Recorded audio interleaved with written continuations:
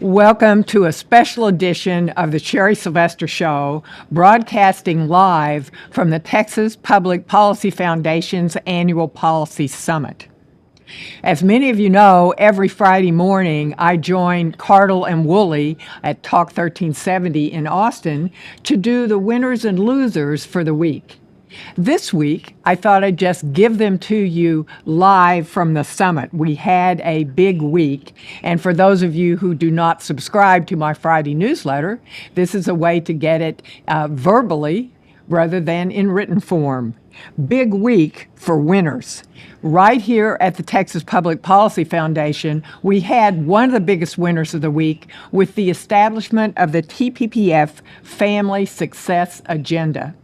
We have known for years that there is a success sequence that is critical for keeping young people out of poverty.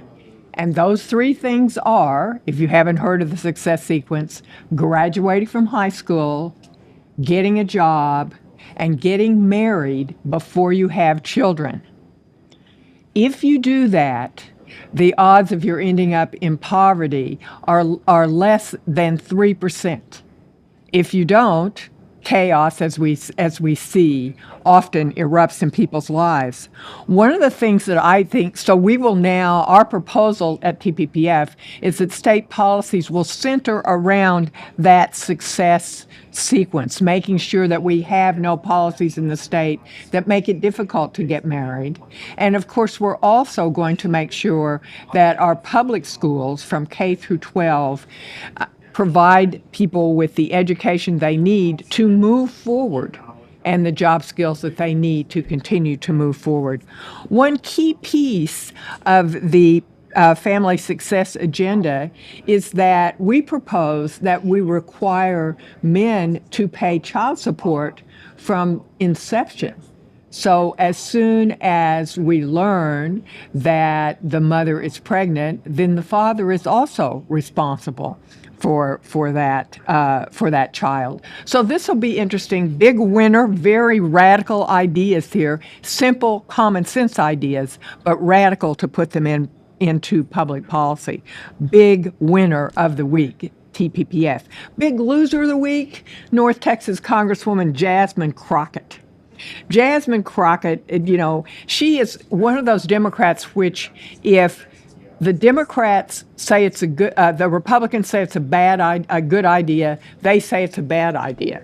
So when Elon Musk proposed this week that part of the savings that's coming out of Doge be given back to taxpayers in the form of a Doge dividend, $5,000 check, Crockett immediately came out and said, oh, no, we can't do that. She said, we are not in the business of giving out money. Of course, it's all our money. She forgets that point. The other thing that made put Crockett at the top of the losers list is that she, of course, is a big fan of reparations. So somehow she was going to figure out who actually should get paid for slave labor over 100 years ago.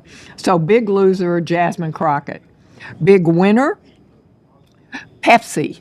Ending DEI. We keep seeing these companies, we've talked about them, that decide that they are going to get rid of their DEI programs because DEI doesn't do anything. It doesn't make workforces more cohesive.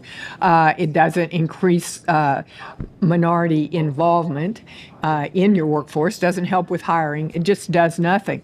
But when we talk about these companies, what they actually do, there is an organization, the Human Rights Campaign, and they essentially extort these companies.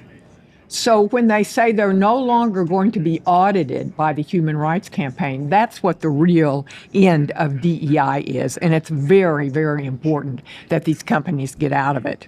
Another big winner here. Yesterday, Texas House Speaker Dustin Burrows spoke and confirmed that, like the Senate, which has already passed an education savings account bill, Senate Bill 2, the House now has House Bill 3, which is also education savings account, empowering parents to put their child in the school that they believe is best for their school.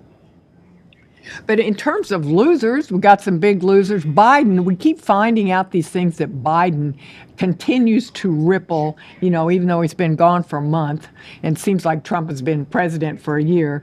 But some of you may remember Leonard Peltier, a Native American who killed two FBI agents 50 years ago on the Pine Ridge Indian Reservation in North Dakota.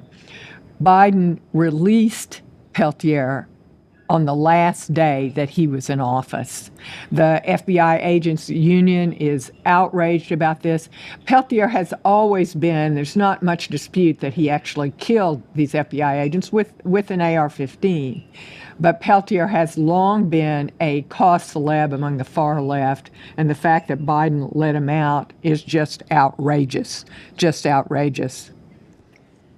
We had on our winners list Marco Rubio, but we had Margaret Brennan for taking on Margaret Brennan at CBS. Remember when J.D. Vance was arguing with Brennan and said, "Margaret, can you hear yourself?"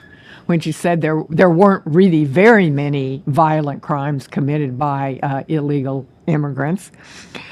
Rubio this week, Margaret Brennan went on this clueless rant suggesting that Nazis weaponized free speech and that they were actually champions of free speech.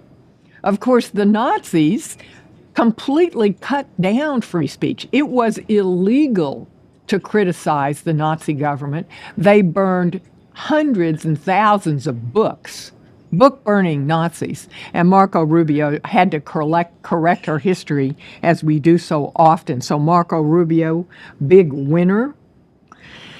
California, back on the losers list. Very interesting. I reported last week that 57% of Californians say that they would vote for Kamala Harris for governor out there. 57%. And so the person that came in second was at 9%. Well, this week, they've got the same kind of wacky information. President Trump's favorability rating in California is only 39%, while Newsom's is at 53%. So can't figure that out. But when you look down in this poll, what's really even more puzzling is that 69% of Californians want tougher immigration reform. 70% believe you should have to show an ID before you register to vote. So it's hard to figure out who these people are. It may just be personal to them that they would like Newsom better than Trump, but that's pretty wacky. I thought that some of you might have missed another big loser on the list. We talk a lot about our public universities. I talk a lot about public universities in Texas because, of course, we've outlawed DEI, and we have the strongest DEI law in the country. But over at Baylor, they are building a statue to honor enslaved labor. And according to the spokesman of Baylor, the purpose of this is to help the students and the community at Baylor repent over slavery. Pretty sure nobody at Baylor is actually involved in slavery.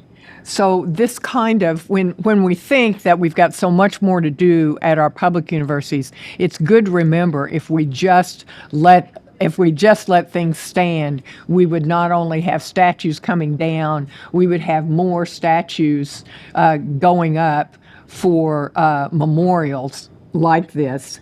Baylor's